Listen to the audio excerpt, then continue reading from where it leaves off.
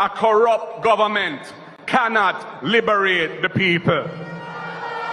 If the head of the stream is corrupt, the entire river will be also. A blessed good day to you, my wisdom warriors. Wagwan, wagwan. I hope you guys are in good spirit. Well, the management of Sagicor Bank Jamaica Limited says it is hopeful. Right then there. You see, no, the man fi tapping out no blood clot neck. Yeah, man, no boss fi tapping out no neck pussy. No feel like me sorry for no. You don't feel like me sorry for no. But I'm sorry, say we never have a next world where Bumbuckler, all like PMP then could have pack up and go. Remember me tell you, who no? Hey, I'm not trying to blood clot beg me nothing, you know, hear me, I want to know. I'm just walling no one and I beg me nothing, pussy. Make sure I tell you that. I'll change, you know, yeah, change, you know, I vote for. You know, I vote for change and prosperity. Yeah, change and prosperity, you know, vote for. And you see, I now on the neck, man, turn up right now, pussy hole. Yeah, man, I want to know Bumbuckler look for me when you see me, I want clean on the road, pussy. One done. Some modification that is required because what obtained in the jurisdiction that you inherited it from may be a little bit different. So the Westminster model of government that is practiced in the UK. In the UK, they have about 650 MPs, members of parliament. For a political party to be victorious, they need 326. But they only have about 120 ministers of government. Therefore, the legislature is not overrun by the executive, as is the case here, because we only have 63. And for a party to win, they need to get 32.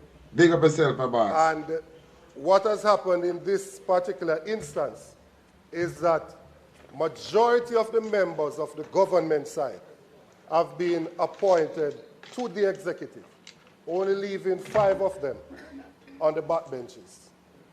And that overrun of the legislature by the executive is what is at the root of this problem. Educate them, my boss. Because Cliff was all the one that go fall up in your mouth. Was to appoint committee members, and they were not going to utilize members, as is outlined in section 68(3), where it says that subject to the provisions of Standing Order number 71, a sessional select committee shall consist of not less than 6 members. Gleaner is now saying that uncertainty looms over fraud trial of Ruel Reid, Fritz Pinnock and co-accused. The people, we have to get right into it because we don't like how this sound right now. The trial, which has faced chronic delays since 2019, was expected to begin today. However, the defense team this morning complained about what they describe as improper and late disclosure, especially given the voluminous number of documents involved, which they say has hindered their preparation as they have not carefully go through all the documents. My people, I want them to them. I who for fault this. Me really not understand Uno, you know. Uno really want to delay this thing. Uno no want to send this man a prison, you know. Uno don't want that. Although disclosure has been ongoing since 2019, Attorney Caroline Chuck told the court that the defense was informed in May 2024 that full disclosure had been completed. However, she said that just 2 weeks ago, a new batch of documents, some of which are over 1,000 pages, was served. It is unreasonable and I feel like I am being ambushed, she submitted. Excuse me, mama. Chuck further told the court that it is virtually impossible for her to adequately represent her client with such a large volume of documents disclosed in such a short time. She noted that between 200 and 300 additional documents had recently been served. Attorney Hugh Wildman accused the Crown of mishandling the disclosure process. He contended that the Crown has been releasing thousands of pages electronically rather than serving the defense with physical copies. Tell them, my boss. It is clear that there, once you do not have the separation of powers, that you're going to concentrate too much authority in either an individual or a body. And that leads to the possibility of corruption and tyranny. Of course. That is clear. Now, in order for us, we love it, man, and I want you to also love it and shun it. Mr. Speaker, it is a previous leader of the Labour Party, a previous Prime Minister of the Labour Party, that took a decision as well that it is members of the opposition that should chair the committees. The idea that when the Labour Party had 49 members, that they would have been more active has been proven to be false. Because during the preceding 5 years, we had less meeting than the 5 years before that they complained about. Look at all Brook kitchen. Look at first on all creature. Watch it, most people make reference of things that they don't even know. It's like the Ethiopian eunuch. Do they even know of the things of which they speak? No, they don't. This has nothing to do with 20 years ago. Absolutely nothing to do with that. This has to do with the separation of powers to prevent the concentration of too much power in a single individual or body, and to ensure that the rule of law is supreme. That's what this is about. Of course. And so, Mr. Speaker, our Constitution and our democracy rests on the doctrine of the separation of power. This is to prevent the corrosive dangers of corruption, of course, and exploitation. Of course. We all must stand resolute to prevent such an eventuality. Of course. Big up yourself, brap. What them talking about, them things are still 14 we have. St. Andrew Southern. Them think are still 14 we have. They never prepare for this, you know. The Prime Minister, where you say now, my boss? Shh. Thank you, Prime Minister, Mr. we're Speaker. talking now. Shh. Mr. Speaker, silent. The Prime Minister talking in now. the first sitting of the new Parliament, on her appointment as Speaker, the member for East Rural, St. Andrew, indicated a determination to adhere to the standing orders in how this Parliament would be conducted. The two standing orders which are engaged in this discussion are Standing Order 68.3 and Standing Order 75.3. Listen, my boss, I talk. 68.3, as has been read, essentially says that these sessional select committees, which we're appointing today, should not include among their membership ministers or parliamentary secretaries. It is a fundamental standing order which supports good governance in our democracy. Of course. Hear, hear.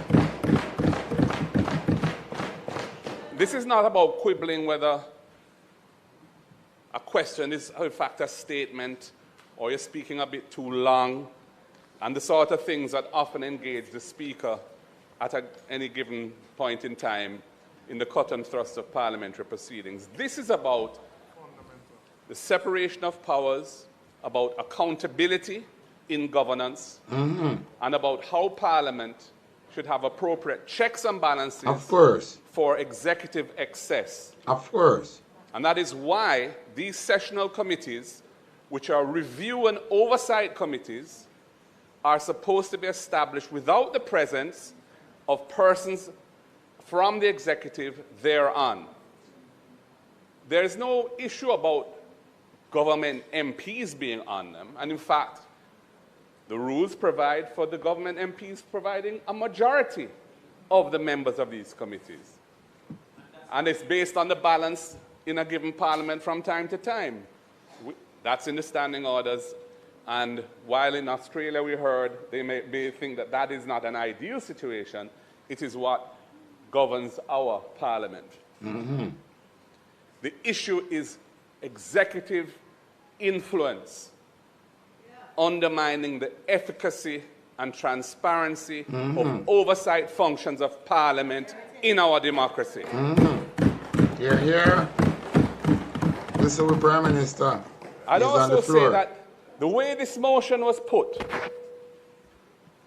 did not make any reference to any suspension of the standing orders. There was a suspension of the standing orders to enable the motion to be put.